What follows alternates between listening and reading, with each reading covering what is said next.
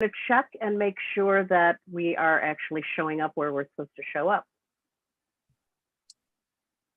Yes, that would be nice. All right, well, I'll get going. Welcome, everyone. You are the start of this year's 2022 Boston Poetry Marathon. Yay, it's happening still. We're on Facebook. We're on Facebook. We're on Twitter, YouTube, all that. The link should be on the front page of the website. So if you want to stream it when you're done, good. Susanna is our tech host. I'm pointing that way because in my view, she's over here. Yay, Susanna. So also we have Christina Liu, who's over to the right of me. There you are. And hello. Below me is Bridget right here, who's the other co-host. There she is.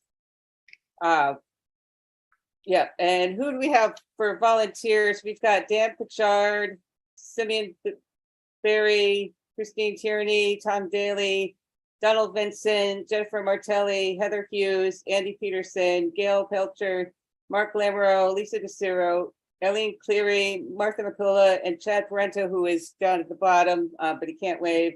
And he's going to be helping Carol Weston out, which is awesome. We've got Carol still around on the planet. Thank you, everyone. I'm blowing through this because I want to hear the readers, actually. And I already did the Facebook and the Twitters and the YouTubes. So this year is a fundraiser, very important, organizations fighting reproductive justice. Don't get me on a rant on that one. But the donations, we are asking for donations. They're going to the Women's Project of Rhode Island and the Eastern Massachusetts Abortion Funds. Very important, very important. This is all free. And we love you and all that. And if you want to donate, go to the website. There's a donation button right there. Very important. So let me rant on that one. Okay. Also, the other good thing about this year, well, not good. We're making a special note. This is in the memory of Ben McFall, who a lot of you know worked at the Strand bookstore and was one of the most sweetest people on the planet. So this is Friday Nights in memory of him. And Jim Burley, we send his condolences and all Ben's loved ones and family and friends and just, yeah. So now I'm going to introduce the readers and they can wave hello. And audio should still be working.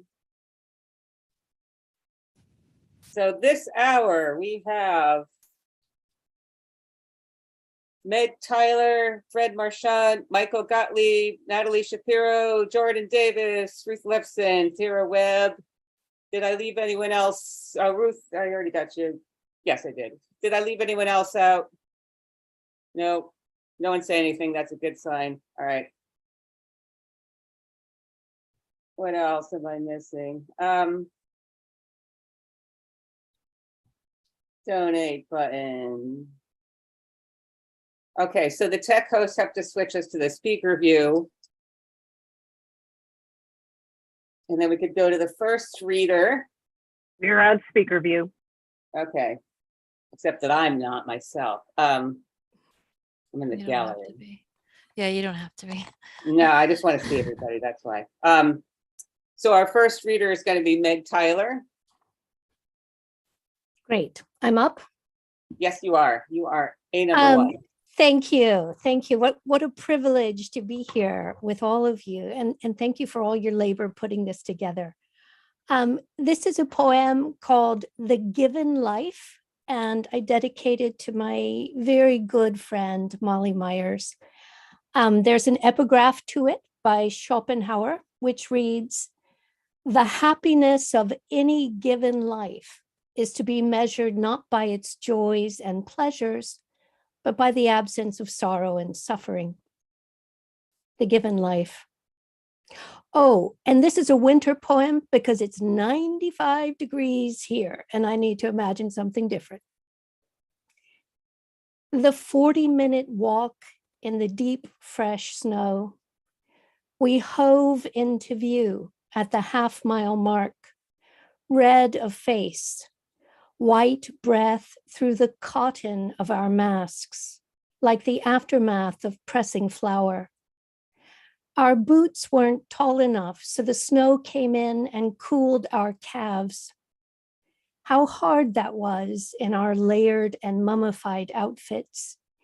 Each step a conscious and effortful maneuver, like the 5-minute increments of consciousness this morning, staring out at the gleam on snow below the smear of blue sky.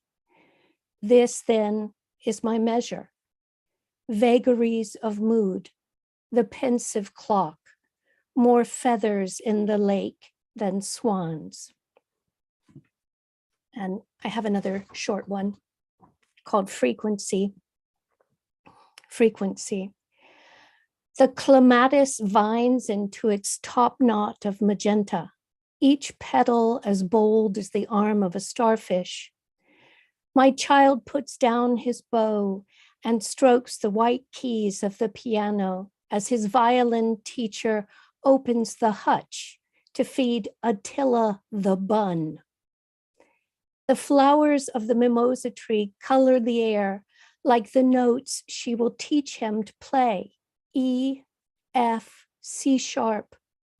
Her gentle alertness to my son's shifting gaze and sudden movement from instrument to instrument is captured by the bunny's delicate awareness, registered in his whiskers, which are as long as his body is wide. Sympathetic vibrations, she says. The conversations between them, A to D string, teacher to child, the sound waves that keep us tuned and in tune. Thank you.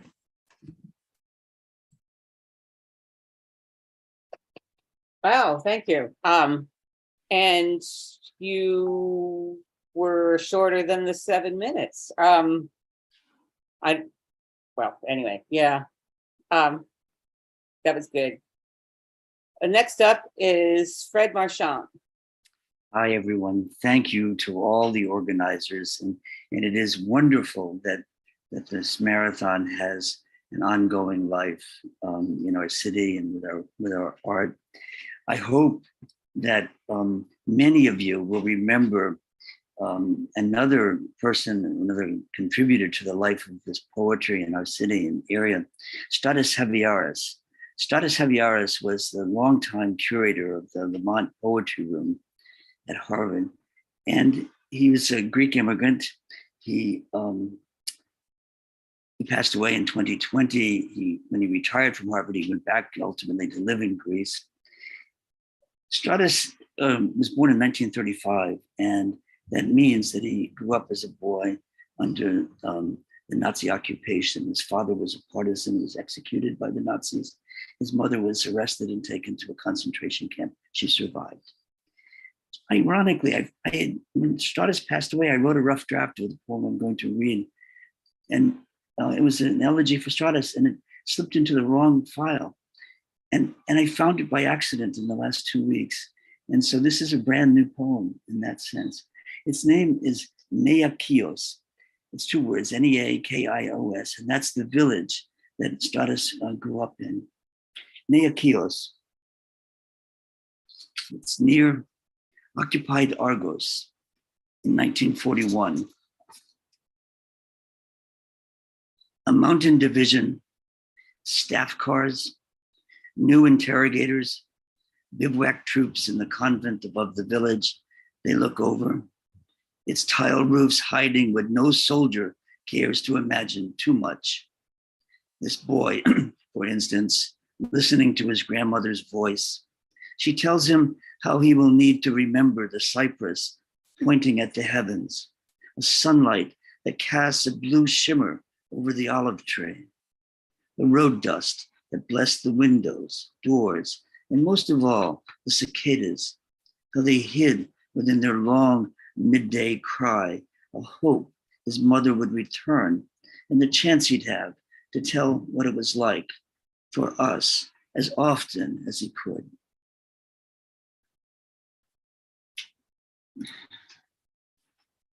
I'm going to hold something up. You won't be able to see it much, but it's a painting by Edvard Munch. And if you look at the bottom of the frame, there's a skeletal arm. There's an arm, and this is a self-portrait by Munch with skeletal arm is the name. And so I borrowed that title and that idea actually for this poem, self-portrait with skeletal arm, with a bow to Edvard Munch. I think again of my father, who as a boy broke his arm, had it in a cast and sling. And while he was waiting for the bus, another boy came up behind him with a 2x4, whacked hard on the elbow, and thus brought him to his knees, with enough pain, as he would later tell me, to last the rest of his life. And still, he couldn't fathom what had moved that kid to see him writhe. I could have offered some theory of our behavior, or better yet, our depravity. But me, my father, and I were both too old for big ideas like that to help. All he knew was that I would not abandon him as he began his own descent to his own end. And I was glad our meeting place was just a perplexity we both would carry with us into that large, shadowy hall where the dead assemble to ask their questions, trying hard to understand why, and with good luck, find the one who did it to them. I think I'm okay in the last poem minutes. This is a poem that I want to plug a magazine called Maintenant. It's a journal of data writing out of New York. It's an annual. And this poem is called Applesauce, and it's set in a nursing home or a hospital or something like that. Applesauce, and there's an epigraph from the French poet Eugène Guillevic. Your poem brings us into the world, says Guillevic. Mine says, leave me alone. But they come round with applesauce and a spoon so light it could be plastic, but is a thin metal that adds its taste to the spoonful, whereon 2 pills needed to bring me back to life rest and wait for me to open wide.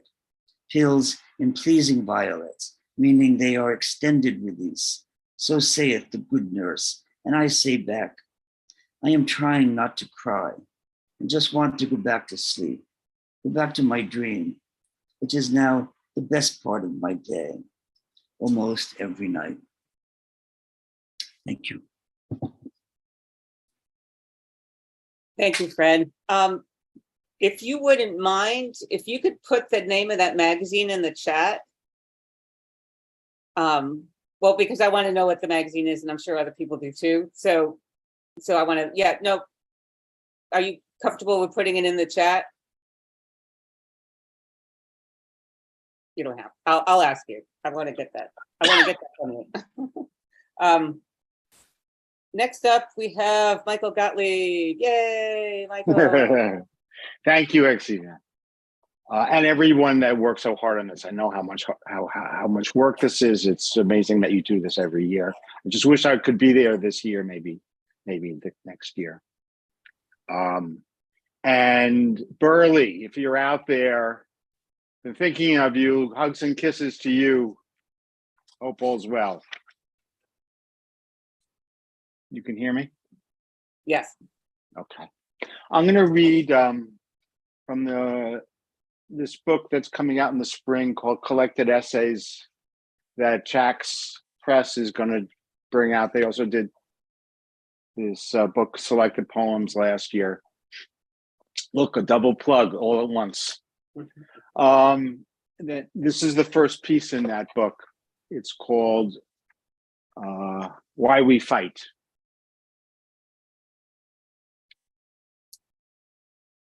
We didn't ask for this, and yet here we are. No one cares what we do they? But that doesn't matter, does it? We believe, we know, what we do is so important that the world depends on it, on us. As William said, men die miserably every day for the lack of what is to be found in. How else could the lovelorn teenager give words to her heartache? How else would we learn to see what is right before us, but which we never notice? What other way can teach us that what we've always thought was so, was obvious and true, was never more than a tissue of lies, illusion, delusion? What is so special about us? What is so piquant, peculiar, particularly painful about our position in this world as poets? Is that while we know how vital our work is, how important it is to the world, at the same time we are obliged to accept that the world itself could care less about us. We know that the world assigns no value whatsoever to what we do because, very simply, that is how much it is willing to pay for. So where does that leave us?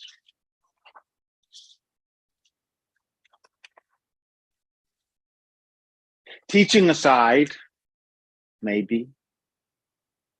What else does it mean then when we say that there's no money in this? We know just because there's no money, it doesn't mean that there isn't an economy. It's just a cashless economy. And there's still currency and you still pay for things, and some people have a lot more than others. But in some ways, are we not, or should we not be the freest?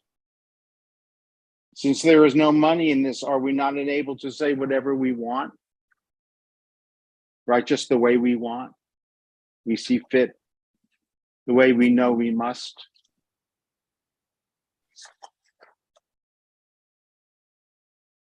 We should not forget how important this work is, not just for those who read it, who hear what we say and do, but for us too. It is a mistake, and I, for one, have made it over and over, to assume that the reader is the sole beneficiary, potential or not, for what we do. I used to believe that if you had no one else in mind, if there was no audience at all, real or perspective, possible, even theoretical, then there was really no point in doing this work at all. We do what we do for others. That's what I always said. While that seems altruistic and generous and all, I was wrong. While, yes, poetry's role can be to free others, to illuminate, to elevate, to liberate, it is not necessarily someone else who needs always to profit from this. For a long time, I willfully ignored the reality that we ourselves can reap benefit. Art therapy is how I described it. That's not real art. But the fact is, we too can grow from doing this. We can learn. We can even liberate ourselves through making poems.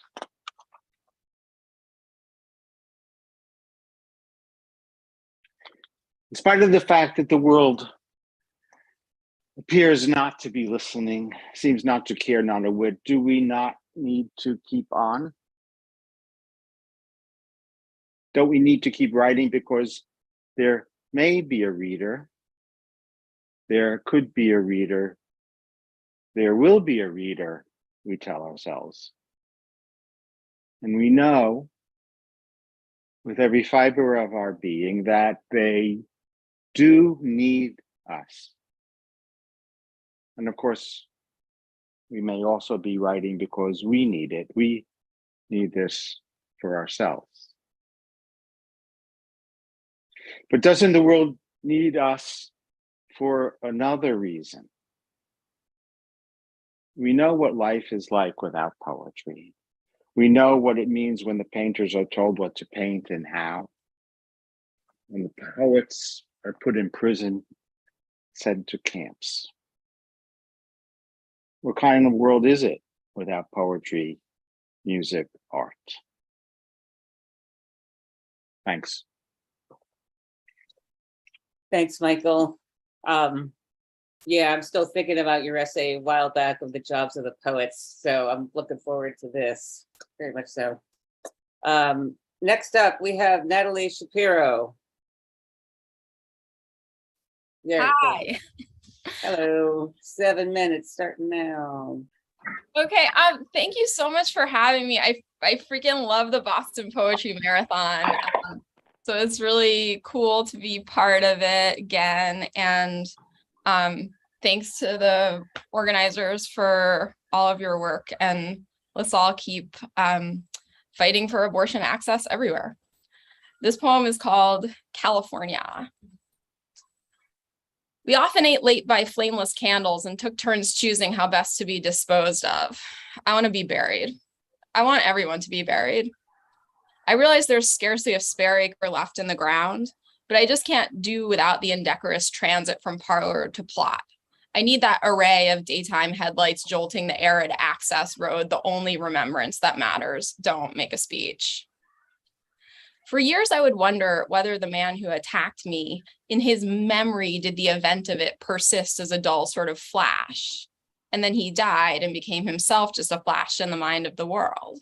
And now I wonder, is he anywhere? I don't believe in hell. And also I don't believe in nothing. So that leaves only heaven. I have a couple questions. It is my understanding that the weather in heaven has only a single setting, which is pleasant. I haven't spent real time in California, but friends of mine who've moved there say it's difficult absent the changing of the seasons to remember when things took place. With reference to always the lodgepole pine and the low-bent needlegrass, you get confused. Dates, sequences, even the people involved. You can almost imagine the whole thing with somebody else. A space to train and exit. You know, maybe California is just plain easier with the commonness of outbuildings, raw-looking cedar or sheet metal walls and a runnel of sun getting in through the roof seam. Position the heavy bag, tighten the eye bolt, 25 right hooks. Or pull up a chair and compose your suicide note. A space to train and exit.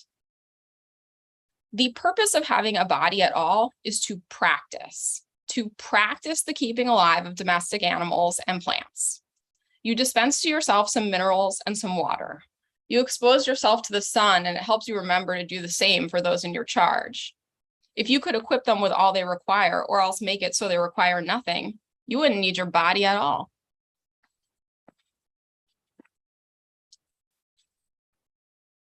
The suggested face for sorry.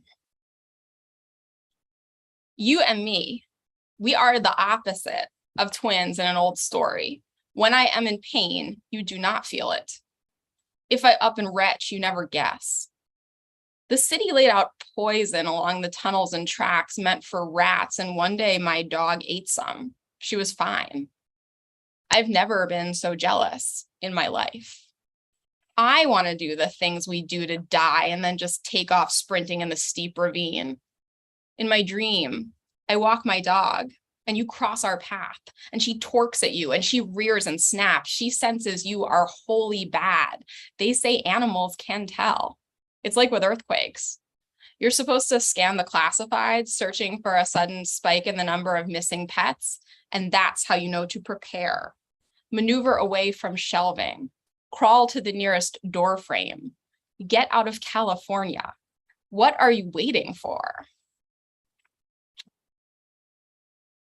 And then I'm just gonna finish up with one last poem here. It's called Pennsylvania.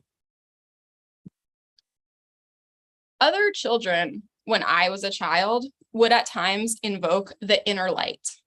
I misunderstood. I thought that it meant God scorches within us and God, like a torch, could go out.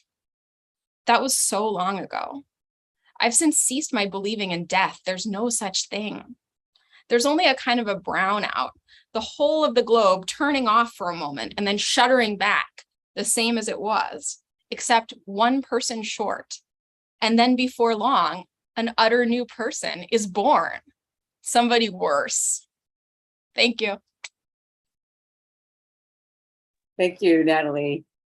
Yeah, this is so great. Someday we will see each other in person. Yay. But next up, we have Jordan Davis. Jordan. And now I'm unmuted. And Okay. I'm here in public in Portland, and dogs and birds have been offering to read with me. I said we would maybe rehearse a little bit, and they just kept moving. So if they come in not on their entrance, you know, it's hard to work with dogs and birds and small children. These are a few poems that I mistakenly thought I should read aloud on Twitter, back when Twitter let you read things aloud. These are 4 free throws.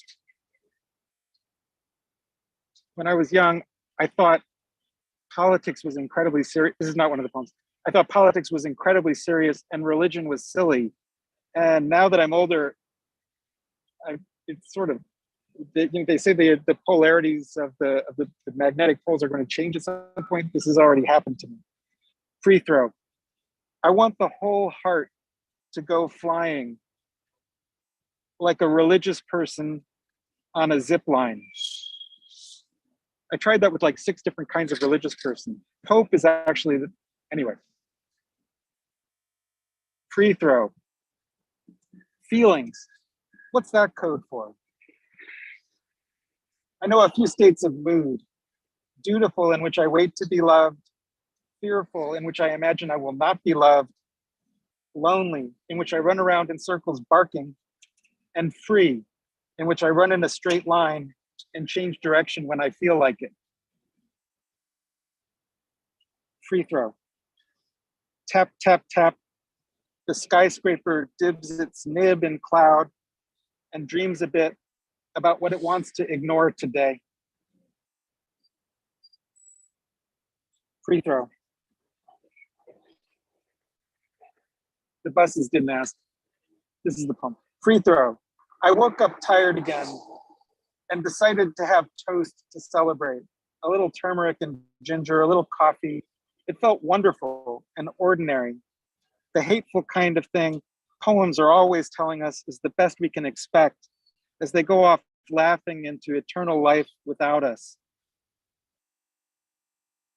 This is a poem called The Circuit, and I'd like to dedicate it to David Blair if he's out there. The thing poetry is talking to someone you want to impress without showing off. Someone whose idea of what's impressive is impressively nonchalant, adorable really, but not cute. We're grown-ups here, more or less. You talk to someone moving forward in time and talk to them again in your binary orbit, wobbling as you go. One thing you want a poem to do is sound like the person talking knows something good and will share at least some of it with you. Write poems that sound like the poet you want to be, then listen to them and really hear what this poet you're inventing sounds like. Read this poem every day for 2 years and come back when you're done and I'll give you your MFA. People make the noise they need. We tell ourselves nonsense in order to live. Poetry predicts the future, but not in any useful way. Staring at the street, all my adaptations are counterproductive. Poems can't do what poems have done. The mission can't be fulfilled by completing assignments. Theory of the circuit or poetry is not the transmission of a message, but the creation of a path. The neighbors have bees and ducks. Something I enjoy a little too much is giving the dog a green bean and then pretending she's smoking a cigarette. Let me try that a different way.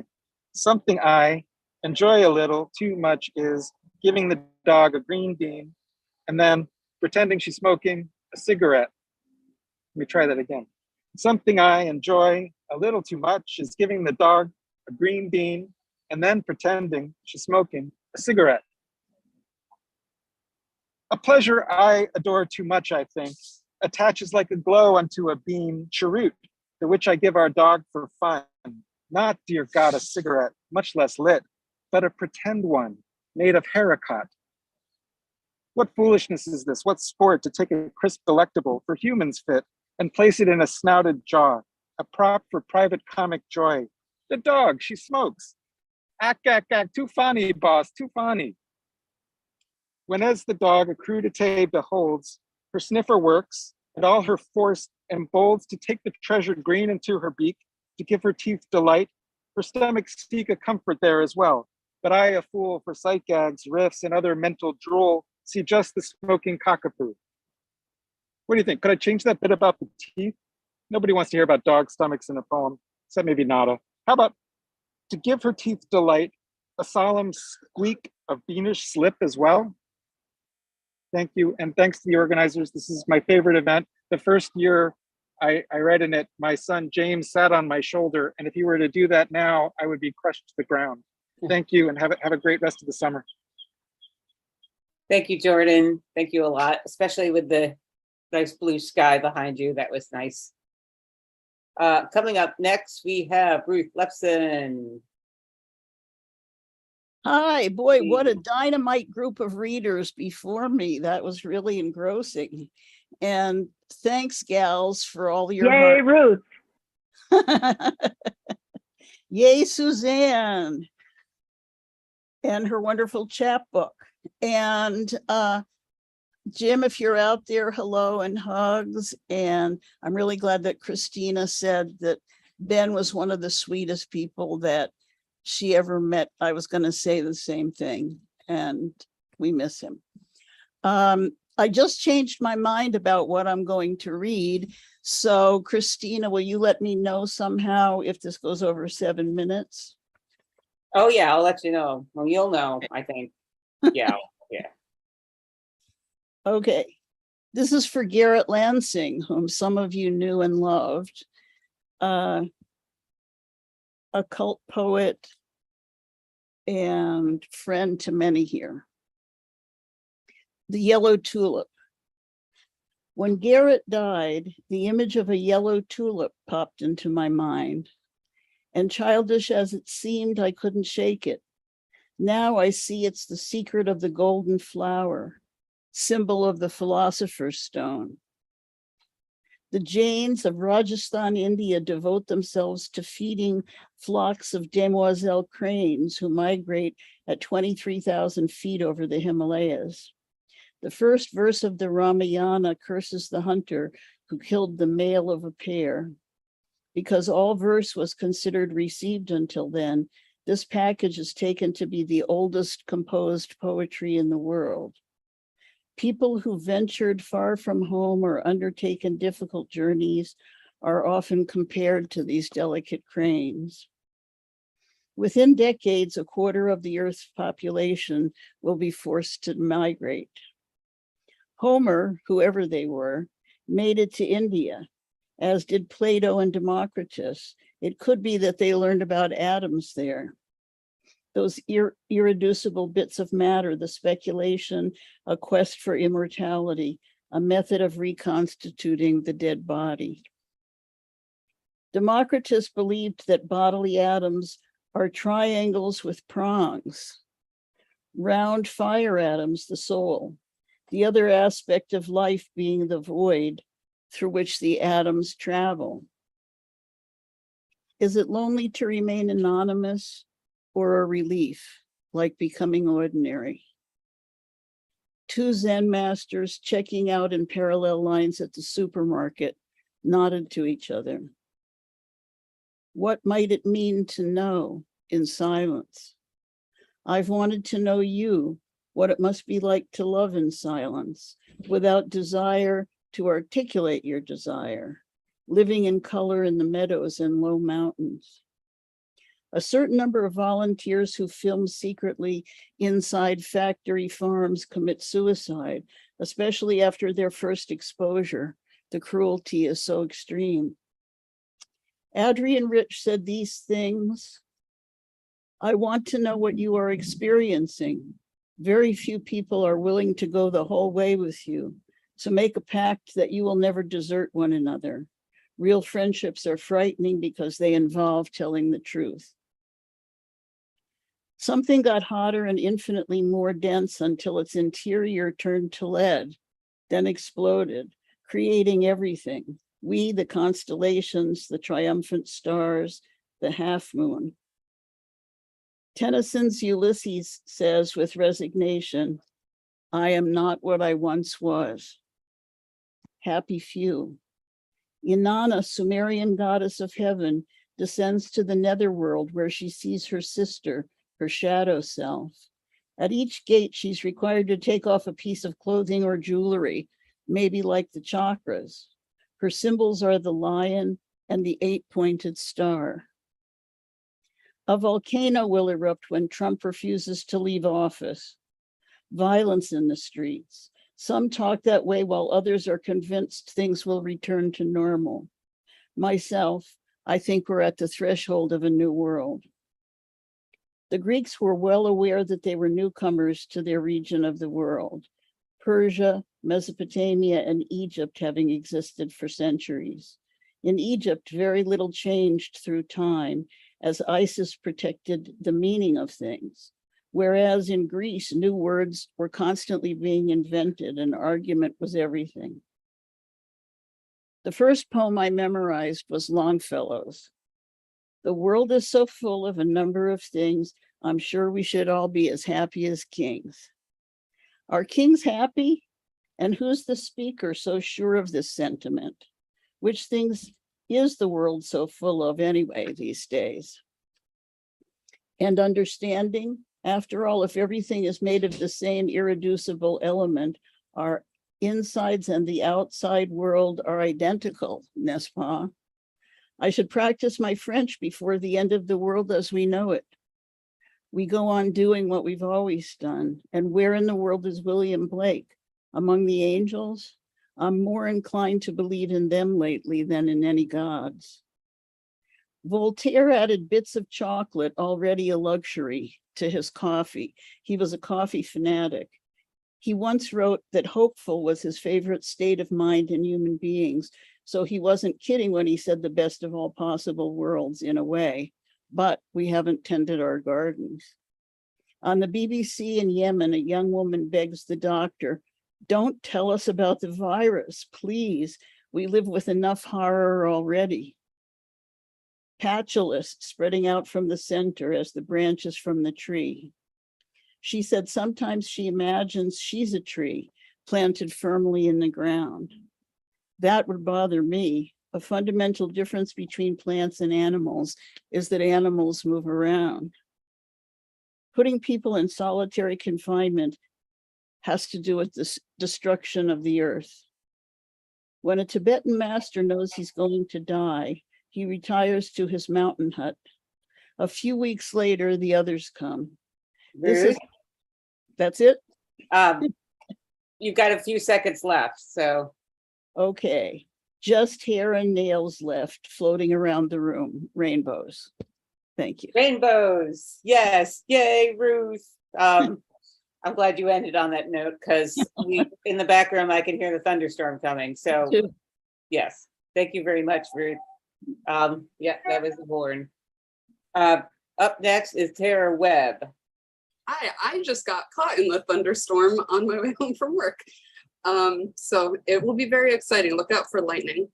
I'm going to read some poems from my COVID project, which was creating erasures using, originally it was every State of the Union address ever, but it's sort of gotten whittled down to one per presidential term. So I'm going to read a couple of them. Imagine that the words are all spaced out on the page because you can't see it. We'll start with George Bush the First, 1992. In this poem, you're going to hear the word laughter a lot, and it's in brackets every time because it was like in the transcript, there was a lot of laughter. He was a funny guy. Laughter, laughter. The history of man died this year. In the world, in my life, in our lives, look homeward.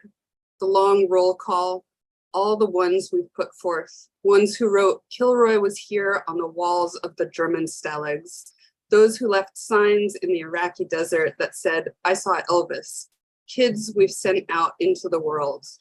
Tomorrow our children will go to school, but long drawn out dread was where the war began. In this chamber, your patriots, new, dazzling, smarter on this score. This evening, everyone at this hour goes wrong and they know it. Laughter. Let's be frank, laughter. My heart and my aim lack laughter. I burst and break down, languishing with pride.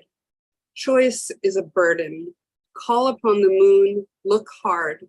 It is the miracle that is this night.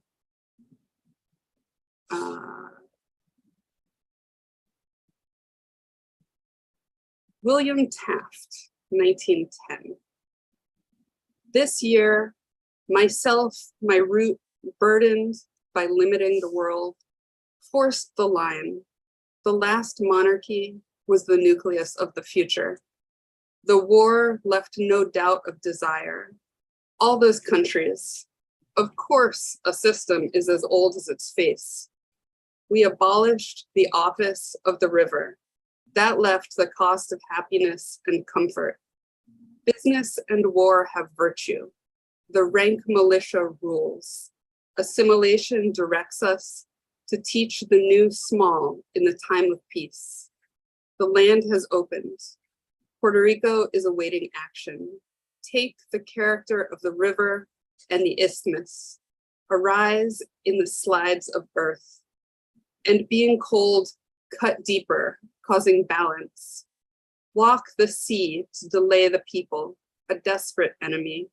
Now the strong take over. The danger is always justice, the government a debtor, the poor man a rich opponent. The Supreme Court cast the criminals, adopted power, legalized that instrument. The living support their families after death. In this country that is dismantling more forest, coal mines, the oil or gas, the right to Alaska, the value of this year, the cost of a spark, the government shall arise from the spring floods, growing under playground and park, along the bridge and across the cemetery to where the old intersects the river. To carry out this plan, do not think the present is an attempt to solve the problem of history. I think that's about 7 minutes. Thank you.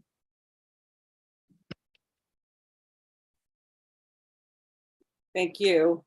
Yes, I was muting myself. I also like your hair. Also, I could, and yes. So I was getting distracted, also taking notes.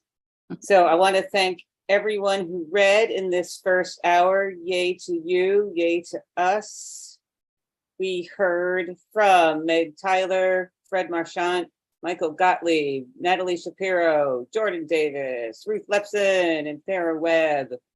Coming up next, we're going to hear from Daniel Pritchard, Hannah Larrabee, Melissa Goodrum, Lehman Moe, Martha Collins, Dick Lurie, Pamela Bailey Powers, and Stephanie Burt. And I want to remind you of two things. One, Friday is dedicated to our late great friend, Ben McCall.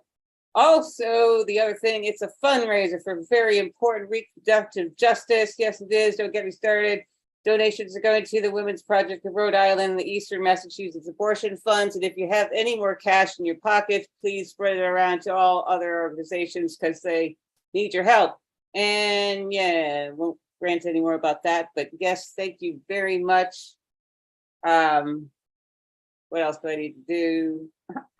I'm going to stop the streaming now, and we can just take our bows, and we'll go to the next hour. Yeah, wave to everybody. Everybody in Wave, the everyone. poetry world. We love you all. We'll see you soon.